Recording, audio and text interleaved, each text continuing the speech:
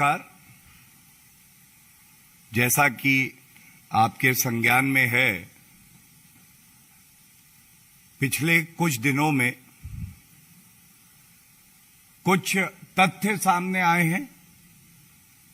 सर्वोच्च न्यायालय का एक ऐतिहासिक फैसला 24 जून 2022 को दिया गया, जिसमें कि जाकिया जाफरी ने जो सर्वोच्च न्यायालय में एक याचिका प्रस्तुत करी थी, उसको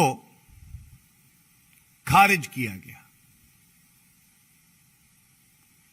उसी के क्रम में, और मैं डिटेल में बाद में आऊंगा, लेकिन कुछ टिप्पणियां जो करी गई,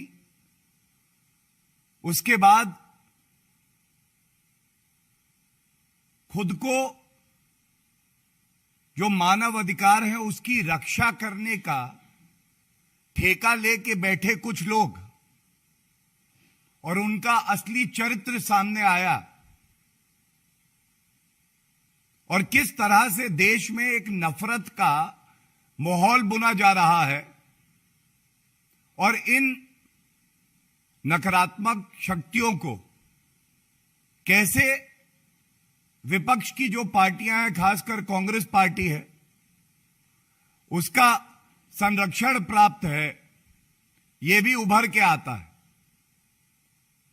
तो मैं सबसे पहले शुरुआत करूंगा, सर्वोच्च न्यायालय ने जो बात कही, वो कहा, the falsity of their claims had been fully exposed. ये जो 2 दशकों से कड़ाई को गर्म रखने का एक राजनीतिक षड्यंत्र और प्रयास विश्व के सबसे सम्मानित नेता श्री नरेंद्र मोदी जी के खिलाफ चलाया जा रहा था, इसका संज्ञान देश की सर्वोच्च अदालत ने लेकर यह टिप्पणी करी, और उसके बाद उन्होंने कहा कि एसआईटी ने एक थरो इन्वेस्टिगेशन करी है, थरो इन्वेस्टिगेशन हुई है, और सर्वोच्च न्यायालय का जो भाव था कि यह दुखद है कि जो भी इस एसआईटी में बहुत ही सम्मानित अधिकारी कार्य कर रहे हैं, उन पे अनर्गल आरोप लगाना, उनकी रेपुटेशन को मलाइन करना, और सर्वोच्च न्यायालय ने कहा, including with the audacity to question the integrity of every functionary involved in the process of exposing the devious stratagem adopted to keep the pot boiling.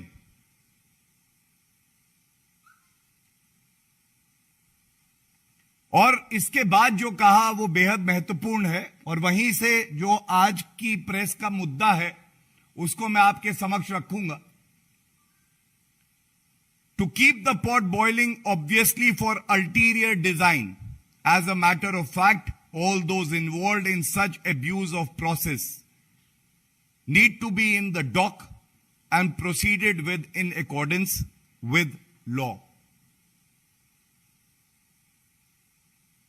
ये कोई व्यक्ति, कोई और संस्था नहीं कह रही है, ये हमारे देश का सर्वोच्च न्यायालय कह रहा है कि ऐसे लोग जो कानून के साथ छेड़छाड़ करते हैं, जो पीड़ितों के दर्द का एक भाव लगाते हैं मार्केट में कि उनको फायदा हो और वो रुपए कमाएं, जो झूठे हलफनामे देते हैं, जो गवाहों को बताते हैं कि तुम ये बोलो तो ये फंसेगा, उनके खिलाफ सख्त कार्रवाई होनी चाहिए। इसी क्रम में एक एफआईआर क्राइम ब्रांच अहमदाबाद ने दर्ज करी, और तीस्ता सीतलवत नामक ये जो महिला हैं जो अपने आप को चैंपियन ऑफ ह्यूमन राइट कहती हैं, इनका सच सामने आने लगा। और यह कहना यहां गलत नहीं होगा, बड़ी जिम्मेदारी से कहता हूं कि तीस्ता शीतलवाद केवल सांप्रदायिक नफरत फैलाने का एक छोटी ब्रांच थी। उसका मेन हेडक्वार्टर वो तो कांग्रेस पार्टी में था। सीईओ तो सोनिया गांधी थी, जो बताती थी कि किस तरह से आपको न्यायिक प्रक्रिया के साथ भी छेड़छाड़ करनी है। और जैसा तीस्ता शीतलवत के साथ ही रहे एक साथी थे, उनके बयानों में स्पष्ट हुआ है कि ये लोग पीड़ित परिवारों की न्याय की लड़ाई नहीं लड़ रहे थे। इनका निशाना तो तत्कालीन मुख्यमंत्री गुजरात के श्री नरेंद्र मोदी जी की राजनीतिक पारी को कैसे खत्म किया जाए इस पे था। और यह सवाल आज देश पूछ रहा है, यह रिश्ता क्या कहलाता है? यह रिश्ता क्या कहलाता है? तो सोनिया गांधी जी तीस्ता को कह सकती हैं, तुम मुझे यशस्वी मुख्यमंत्री प्रधानमंत्री का मान सम्मान, उसकी प्रतिष्ठा, उसका गुरूर दो, और मैं तुम्हें दौलत, झूठे पुरस्कार और झूठा सम्मान दिलवाऊंगी।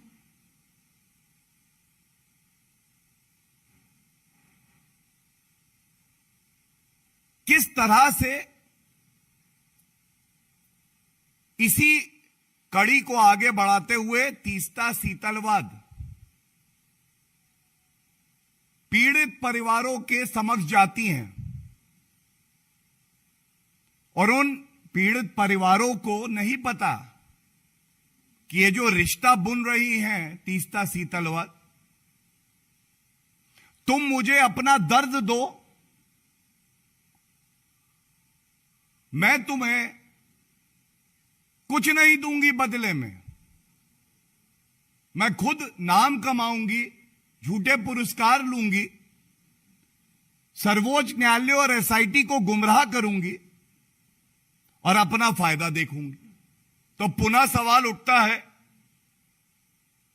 कि यह रिश्ता क्या कहलाता है?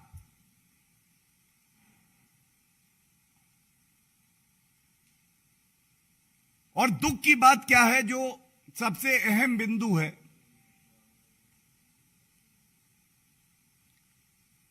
हम सब जानते हैं कि पिछले 8 वर्ष से एक बड़ा बदलाव भारतीय राजनीति में आया है।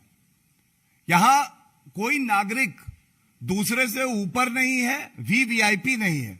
कानून अपना कार्य करेगा, एफआईआर रजिस्टर होगी, विवेचना होगी, अगर इन्वेस्टिगेटिंग एजेंसी को लगेगा कि साक्ष्य और प्रमाण है तो गिरफ्तारी भी होगी। और इसी क्रम में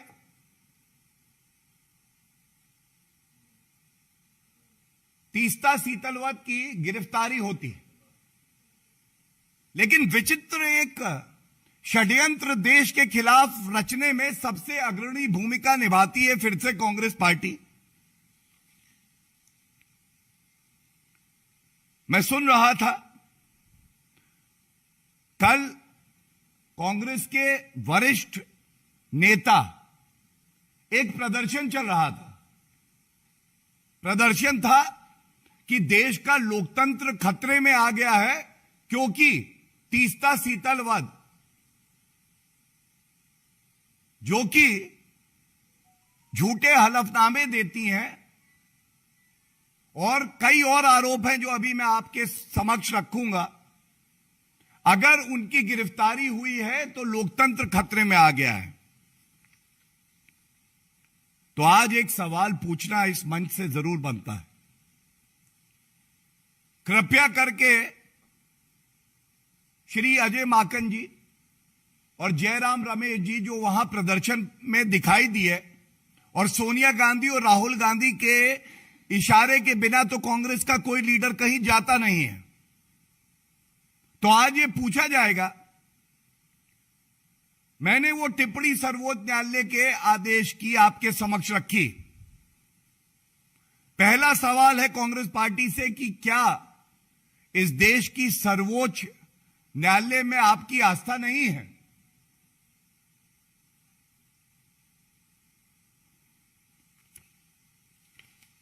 और ये इसलिए भी हो सकता है कि देखिए,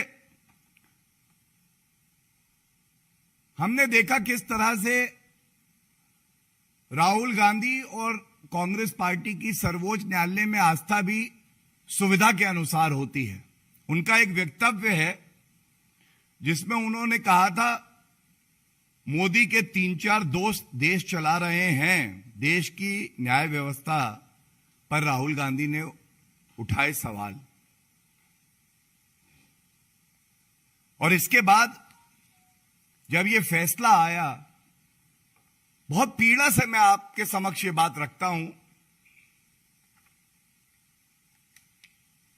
कांग्रेस पार्टी ने रीट्वीट किया जयराम रमेश का एक ट्वीट जिसमें कि जाकिया जाफरी के फैसले पर पहला बिंदु,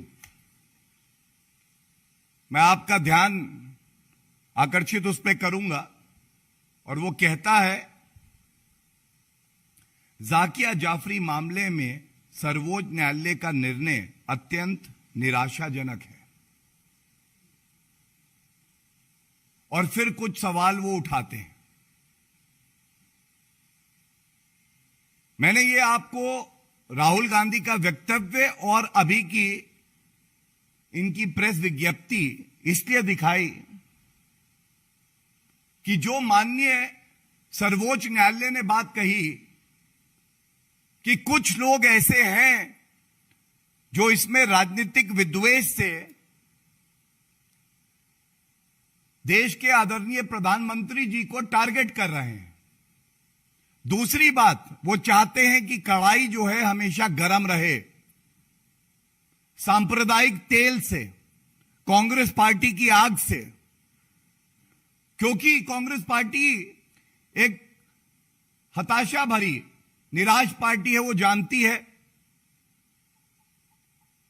कि देश की जनता श्री नरेंद्र मोदी जी और भाजपा को आशीर्वाद दे रही है, तो इसीलिए इस तरह का षड्यंत्र किया जाता है।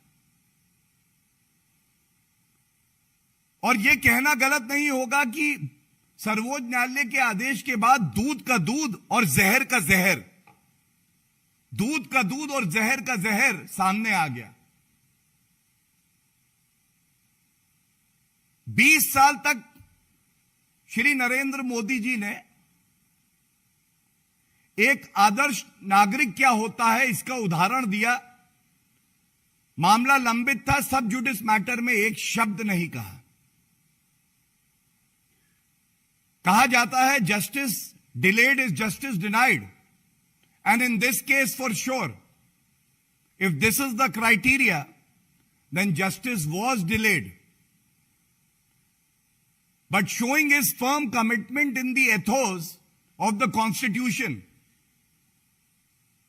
he decided to serve the people of Gujarat and then of our country.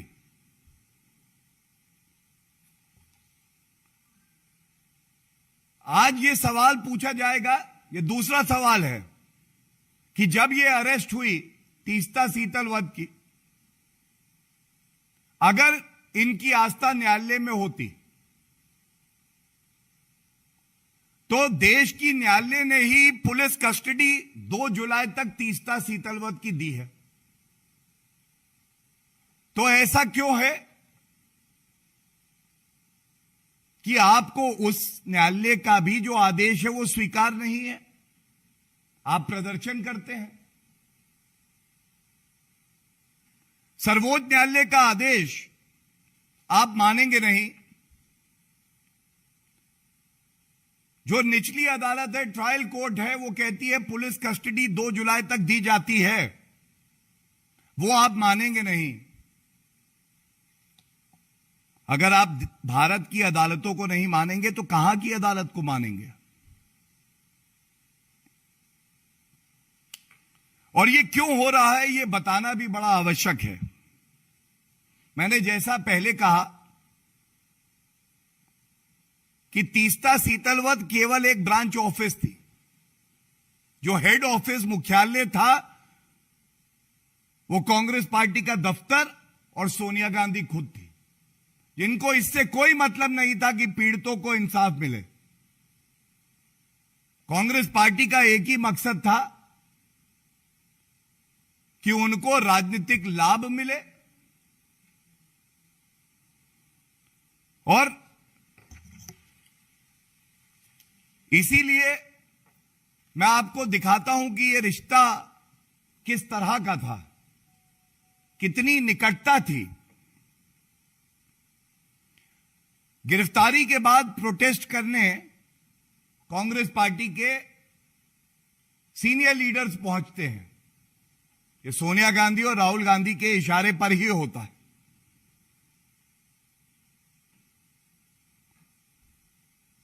हम सब जानते हैं कि पद्मश्री का पुरस्कार जो दिया गया वो भी यूपीए कांग्रेस की सरकार में दिया गया। तो आज क्या सोनिया गांधी जी, कांग्रेस पार्टी देश से माफी मांगेगी कि जिसके लिए सर्वोच्च न्यायालय कह रहा है कि वो अपराध कर रहा है, झूठे हलफनामे दे रहा है, लोगों को भड़का रहा है, मनगढ़ंत कहानियां प्लांट करवा रहा है, जिससे कि वो किसी का राजनीतिक करियर खत्म कर सके, उसको पद्मश्री दिया गया। क्या ये सही नहीं है? कांग्रेस पार्टी को इस बात का उत्तर देना चाहिए कि तीस्ता सीतलवत की नियुक्ति, जो हाईएस्ट एडवाइजरी बॉडी है एजुकेशन की, central advisory board of education CABE, इसमें की गई। और ये तब जब हमारे देश के बच्चों का भविष्य, उनकी सोच को कैसे घृणा में बदला जाए, उनके दिमाग में नफरत डाली जाए। तीसरा तथ्य जो सबसे संगीन एक अपराध है कि एनसीईआरटी एक ऑब्जेक्शन दर्ज करती है, लेकिन कांग्रेस यूपीए की सरकार 1,40,00,000 रुपया तीस्ता सीतलवत और उनकी जो कंट्रोल्ड एनजीओ ट्रस्ट हैं उनको देती है। क्या मजबूरी थी सोनिया गांधी जी कि आपकी सरकार एनसीईआरटी के विरोध के बावजूद 1,40,00,000 रुपया देती है, जिसका इस्तेमाल पीड़ितों का दर्द बेचकर तीस्ता सीतलवत एंड कंपनी विदेश जाने के लिए, अपनी सहूलियत के लिए और तमाम ऐसी चीजों में करती हैं जिसका पीड़ितों के परिवार से, पीड़ितों को इंसाफ दिलाने से कोई लेना देना नहीं है।